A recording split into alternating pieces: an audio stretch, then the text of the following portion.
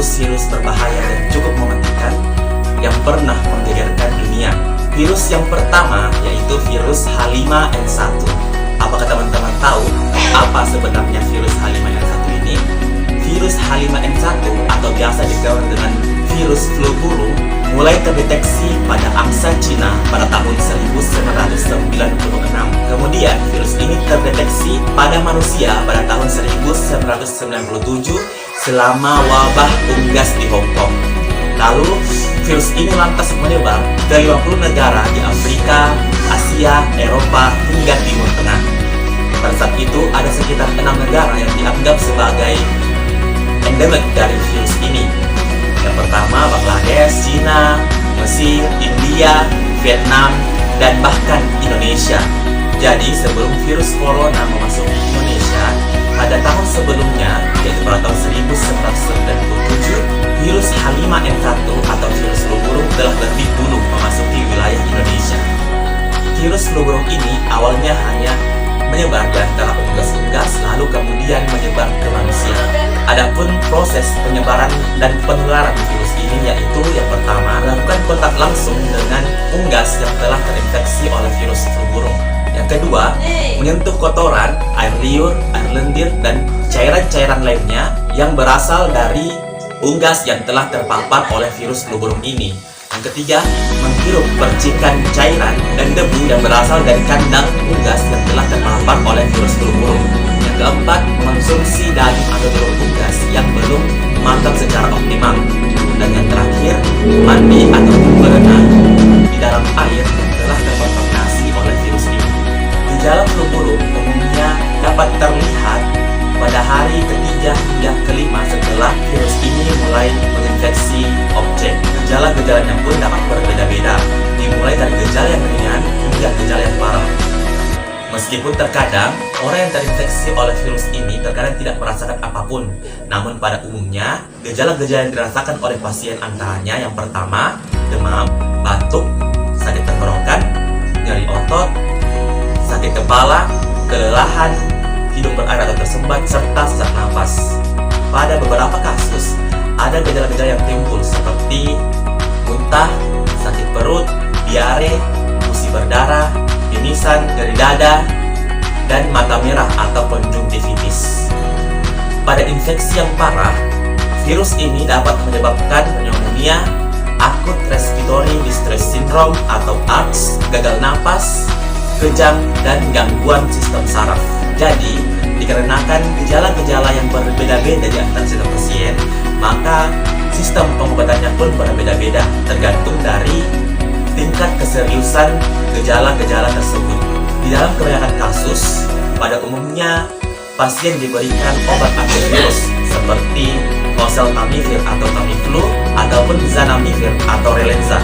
Kedua obat ini dapat membantu untuk mengurangi dampak dari virus flu burung ini.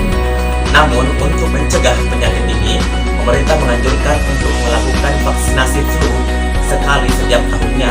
Hal ini dikarenakan belum adanya vaksin khusus flu burung, jadi pemerintah cukup menganjurkan untuk melakukan vaksinasi flu saja. Yang keempat yaitu COVID-19. COVID-19 yang disebabkan oleh virus corona merupakan virus yang menyerang sistem pernafasan. Virus ini dapat menyebabkan beberapa gangguan pada sistem pernafasan, infeksi paru-paru, dan juga dapat menyebabkan kematian. Virus ini ditemukan pertama kali di Wuhan, China pada tahun 2019. Virus ini merupakan virus yang penularannya paling cepat di antara virus-virus lain. Hanya dalam beberapa bulan saja, virus ini sudah menyebar ke berbagai penjuru dunia, termasuk Indonesia. Jadi, virus corona merupakan virus kedua yang pernah memasuki wilayah Indonesia setelah virus H5N1. Virus ini juga dapat menyerang siapa saja, tidak mengenal usia maupun gender. Menurut data yang dirilis oleh gugus tugas percepatan penanganan COVID-19 Republik Indonesia, jumlah kasus yang terkonfirmasi positif hingga saat ini melebihi 3 juta jiwa, dengan jumlah kematian melebihi 79.000 jiwa. Gejala-gejala awal infeksi virus COVID-19 ini dapat berupa gejala flu, yaitu demam, pilek, batuk kering, sakit tenggorokan, hingga sakit kepala. Setelah itu, Gejala ini dapat sembuh dan juga dapat jadi lebih parah. Penderita dengan gejala berat dapat mengalami demam tinggi, batuk berdahak hingga batuk berdarah. Gejala-gejala berat tersebut terjadi ketika tubuh bereaksi melawan terhadap virus ini.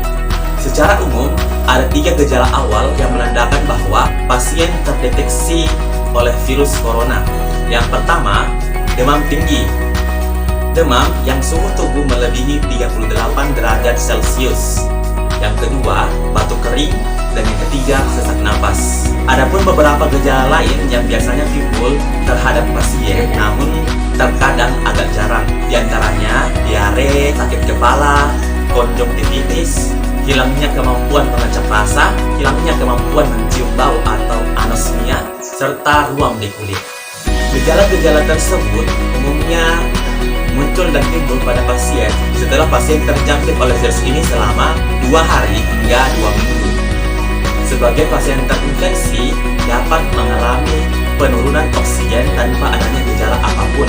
Hal ini dinamakan happy hypoxia. Awalnya virus ini diketahui tersebar dan menular dari hewan ke hewan. Namun belakangan ini diketahui bahwa virus ini dapat juga menyebar ke manusia. Beberapa cara virus ini dapat tertular ke manusia, yaitu diantaranya yang pertama, menghirup percikan ludah atau air liur yang keluar dari mulut pasien penderita COVID-19 secara tidak sengaja pada saat pasien batuk ataupun bersin.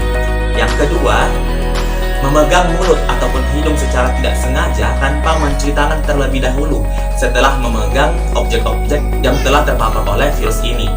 Dan yang terakhir, kontak langsung secara dekat dengan penderita virus ini tanpa menggunakan peralatan apapun. Selain itu, virus ini juga dapat tertular dari benda-benda yang telah terkontaminasi sebelumnya, seperti uang, gagang pintu, dan sebagainya. Pada umumnya, virus ini dapat menginfeksi siapa saja tanpa mengenal usia dan gender. Namun, virus ini akan berdampak lebih parah jika terinfeksi oleh ibu hamil, manusia lanjut usia, atau manula, orang yang memiliki penyakit tertentu, perokok, serta orang yang memiliki daya tahan tubuh yang lemah seperti penderita kanker. Hingga saat ini, pemerintah belum menemukan obat yang benar-benar efektif untuk menyembuhkan penyakit ini. Pengobatan disesuaikan dengan tingkat keparahan dari gejala-gejala yang disebabkan oleh penyakit ini. Bagi penderita yang masih memiliki gejala awal, disarankan untuk melakukan isolasi mandiri di rumah dengan mematuhi protokol kesehatan agar penyakit dan virus yang dideritanya tidak menyebar ke orang lain. Untuk penderita dengan gejala yang cukup parah, pemerintah menganjurkan untuk melakukan beberapa cara. Yang pertama, merujuk penderita yang memiliki gejala berat ke rumah sakit rujukan. Yang kedua, memberikan obat pereda demam dan nyeri yang sesuai dengan kondisi pasien. Yang ketiga, menganjurkan penderita untuk melakukan isolasi dan istirahat yang cukup. Yang terakhir, menganjurkan penderita untuk meminum air yang cukup agar menstabilkan kadar air dalam tubuh. Jadi bagi teman-teman sekalian yang merasa telah terpapar oleh virus ini, agar kiranya segera melakukan perawatan dan isolasi mandiri di rumah agar tidak tersebar ke orang-orang sekitar teman-teman sekalian. Yang ketiga yaitu virus flu Spanyol. Sekitar 1 abad yang lalu, dunia digemparkan oleh salah satu virus flu yang disebut dengan virus flu Spanyol. Virus ini menyebar ke seluruh belahan dunia, sama halnya seperti dengan virus corona seperti sekarang ini. Hingga saat ini belum diketahui dari mana awal mula virus ini berasal. Namun, diketahui bahwa virus ini pertama kali ditemukan pada Angkatan Militer Amerika Serikat pada tahun 1918. Berdasarkan catatan Center for Disease Control atau CDC, penyakit ini telah menginfeksi sekitar 500 juta jiwa dengan angka kematian melebihi 50 juta jiwa. Adapun penyebaran dan penularan virus ini yaitu terjadi pada tahun 1918. Virus ini telah menyebar ke berbagai negara hingga ke Eropa seperti Jerman, Prancis, hingga Austria. Pihak sekolah pun banyak melaporkan bahwa banyak dari murid-murid mereka yang tidak hadir karena telah terinfeksi oleh virus-virus ini.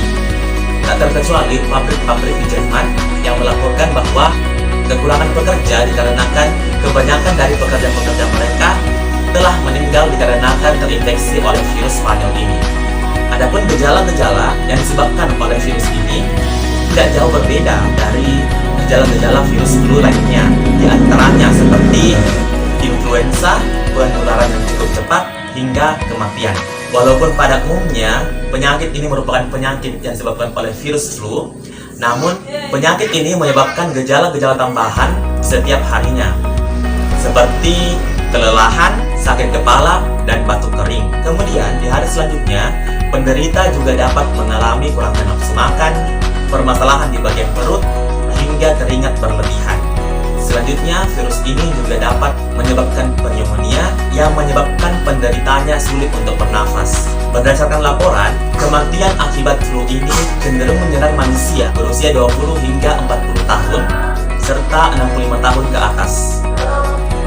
Untuk menyelesaikan virus ini, pemerintah melakukan beberapa cara pengobatan serta menghimbau masyarakat untuk melakukan beberapa hal dalam mencegah penyebaran virus ini. Yang pertama, untuk tidak menjabat tangan dengan orang lain. Yang kedua, cukup beraktivitas di dalam rumah saja. Yang ketiga, menggunakan masker. Sekolah dan tempat-tempat umum lainnya pun juga ditutup guna menghindari perkumpulan massa yang dapat menyebabkan penularan dan penyebaran virus ini. Bahkan, Departemen Kesehatan New York memberlakukan aturan baru bahwa meludah di tengah jalan merupakan salah satu perbuatan yang ilegal. Akibat dari pemberlakuan aturan-aturan tersebut, laporan-laporan infeksi flu Spanyol pun perlahan-lahan menurun dan menghilang. Ada salah satu fakta menarik dari wabah flu Spanyol ini, yaitu flu Spanyol ini merupakan salah satu faktor penyebab terjadinya perdamaian Perang Dunia Pertama. Hal ini dikarenakan banyak dari tentara-tentara yang meninggal akibat terjangkit dari virus flu Spanyol ini. Di posisi kedua, yaitu virus Ebola. Virus Ebola sendiri ditemukan pada tahun 1976 secara simultan di dua tempat, yaitu yang pertama di Yambuku, sebuah desa yang terletak tidak jauh dari sungai Ebola, dan yang kedua yaitu Inzara di Sudan Selatan. Wabah virus Ebola yang paling besar dan paling kompleks sejak virus Ebola pertama kali ditemukan, yaitu terjadi pada wabah Afrika yang ditemukan pada tahun 2014. Adapun negara-negara yang terkena dampak paling parah yaitu Guinea, Liberia, dan Irak.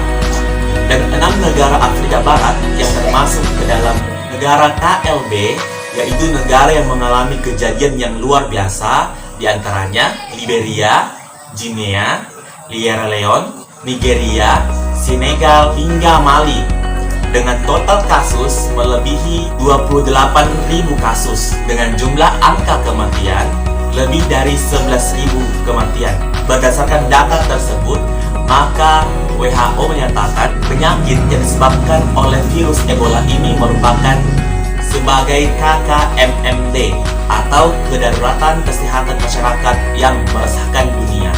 Proses penyebaran dan penularan virus ini seperti halnya terjadi pada virus-virus biasanya, yaitu melalui cairan-cairan yang keluar dari tubuh manusia seperti feses, saliva, urin, bekas muntahan, hingga sperma.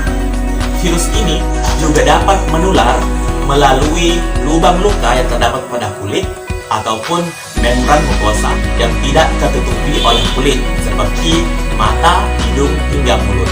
Virus ini juga dapat menular melalui jarum suntik hingga infus yang telah terkontaminasi.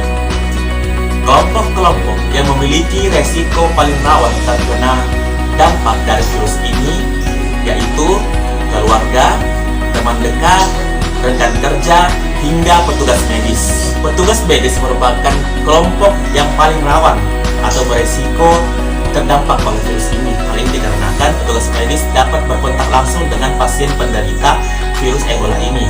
Selain dari semua hal yang telah saya jelaskan tadi, binatang atau hewan juga dapat menularkan virus ini.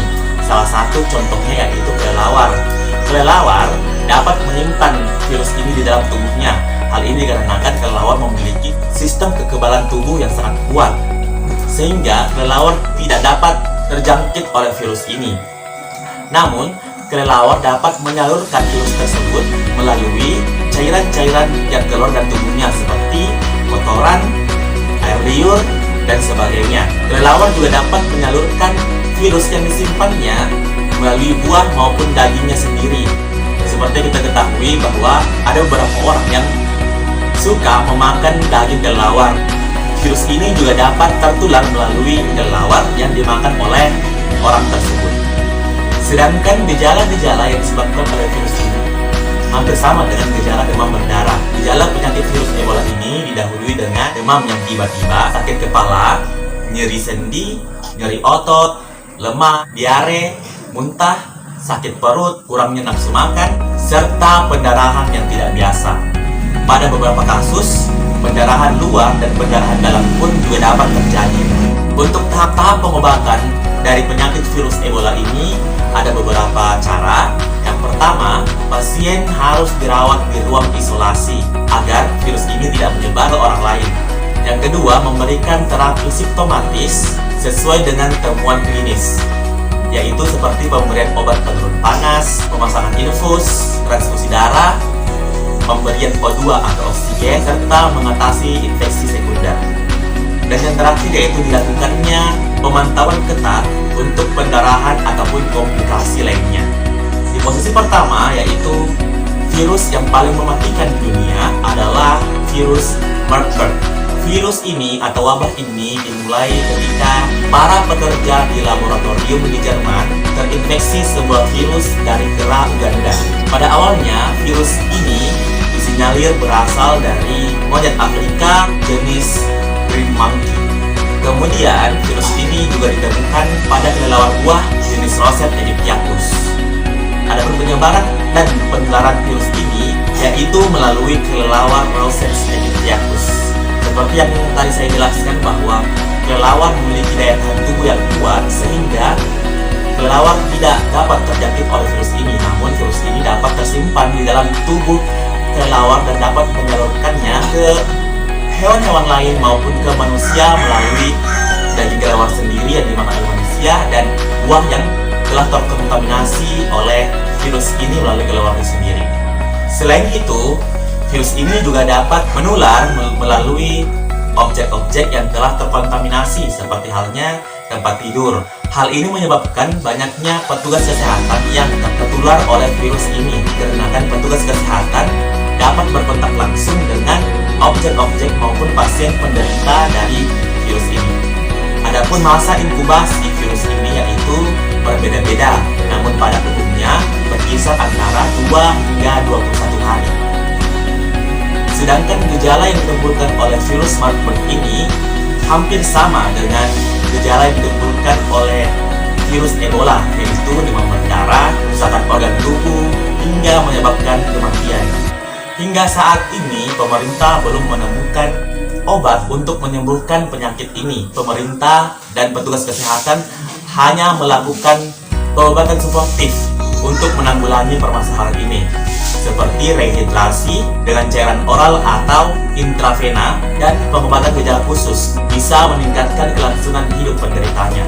Baik, itulah tadi beberapa virus yang cukup berbahaya dan mematikan, menggegerkan dunia. Semoga video ini dapat bermanfaat bagi teman-teman sekalian. Tetap jaga kesehatan teman-teman agar selalu terlindungi dari segala macam penyakit. Sekian untuk video hari ini. Semoga hari teman-teman sekalian menyenangkan.